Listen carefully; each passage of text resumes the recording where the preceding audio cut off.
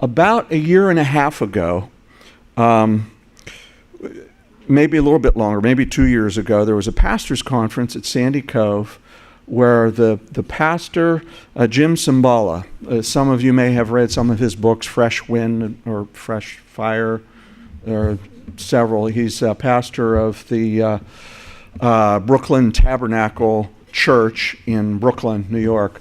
Amazing move of God that's happened there. He's very much led of the Spirit and a bit more charismatic in his, meaning spiritually, charismatic in his delivery and in his faith than we typically are, though, we believe in the charismata, the gifts of the Holy Spirit, as in 1 Corinthians 12 and 14 and other places.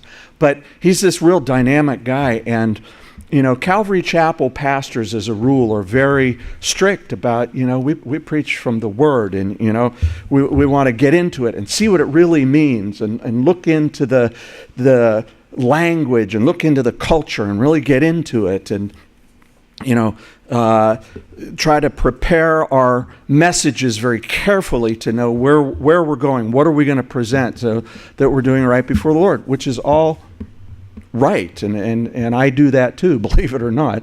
I do that too. But Pastor Jim wanted to say a specific thing to the men there, and it was that you noticed after a while that he was walking back and forth on the stage, had a remote mic, and he, in a nice way, chastised all the pastors and said, stop preaching from your notes and let the Holy Spirit lead you. He said, I don't use notes. And he had no notes on his podium or anything, and that's what he said. And, everybody kind of, that's a good message, to not get so tied to what you think you wrote out as your, this week's report, like in 7th grade or something, and I have to stick to it. But let the Holy Spirit lead. The next guy got up, was a wonderful pastor. If you ever get the chance to listen to him, he's from down in Georgia. He's a Southern boy. And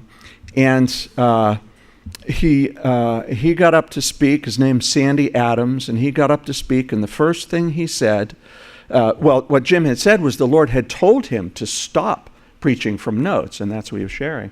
And Sandy got up and said, the Lord told me to preach from notes, and so I have them here. And he's actually one of the pastors, you wouldn't know it if you listened to him, but I know him and have talked to him and been in some workshops with him. He actually writes out his sermons word for word. You wouldn't know that he's reading it, but he's reading it. So he really writes out his notes, right? So anyway, it was interesting, and I had an experience with our wonderful original senior pastor of this church, Pastor James. So James and his wife and Krista and I were led of the Lord to plant this church back in 1992, and in Krista's in my living room. And it's grown over the last, how many is that, 26 years or so, into what we are today. And Pastor James and I were for a couple of years in the same Bible college in Missouri.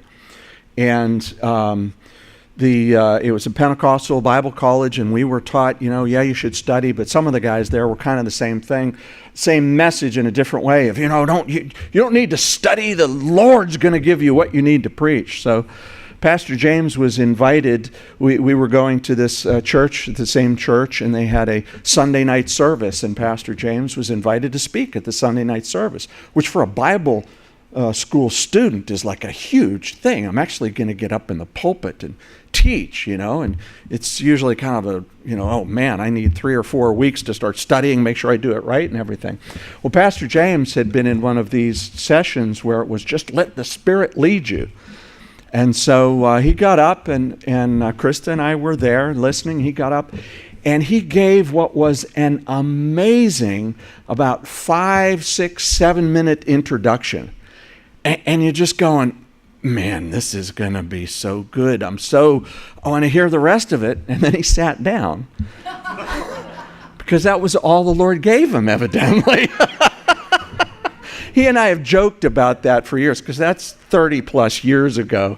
And he said it was a lesson to him about it. study and be led of the Holy Spirit. So about 6 or 8 months after Pastor Jim had shared that, the Lord kind of spoke to my heart, and I carefully followed that. And I don't know if you pay attention to what I do up here. I try to make what I do up here not be what your focus is. I want your focus to be on the Lord and on His Word. But I quit carrying notes or taking notes or keeping notes. I preach from what the Lord has given me as I've been studying. I do the studying ahead of time. But let the Lord lead through. With the brain fog and stuff, last week I did write down some notes so that I wouldn't get lost. But thanks to the brain fog, I forgot to do that this week. So this is going to be interesting, okay? So just let's all let the Lord lead us. Because here's the interesting thing about being a pastor. Over the years of teaching, and I taught for a number of years in Bible studies and various outreaches and stuff before becoming a pastor in 92. Afterwards, sometimes people will come up and they want to talk about what the Lord spoke to their heart about. And sometimes one person will come up and they talk about this thing, and somebody else comes up and talks about that thing, and somebody else comes up and talks about something that I'm going, really? Did I say that? But here's the thing. The Lord is awesome by His Spirit because He takes what is presented and He uses it in your life or speaks to your heart as He wills. I often in my prayer life before the message, I use the image of the little boy who gave up his lunch when the disciples said, hey, this kid's got some food. You remember? Thousands of people there need to be fed, and Jesus says, you guys feed them. And the disciples say, we don't have anything. You know, it would take a year's wage to buy enough for everybody to have a snack here. What do you want us to do? And one of the disciples says, well, here's this young boy, and he's got 2 fish and some bread. Now, the thing to think about and understand in the context of the day is that kid wasn't coming home from Giant Eagle with the groceries and a big bag of loaves of bread and fish. That was his lunch.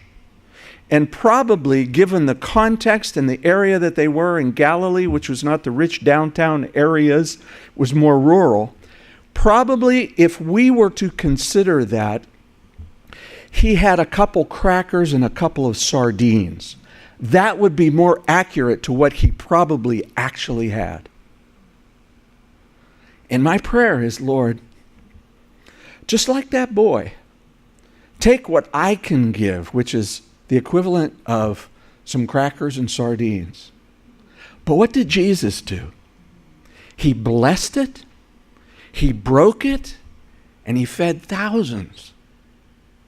And in your life, you may look at what your life is right now, right at this moment, and say, man, it's just not where it should be. I'm not the person I should be. Well, yeah, you'll get there totally when you see Him face to face. And we are in that progression and should be heading closer and closer. But yeah, that's true. But you know what? Don't let that keep you from giving what you have to others. Because God takes it no matter how small those crackers are and no matter how smelly those sardines are. He takes them and He breaks it and He blesses it and He takes who you are and what God has invested in you through His Word, through His Spirit, and through your life experience. And He makes it able to nourishingly feed other people spiritually. So don't hold back. Don't hold back.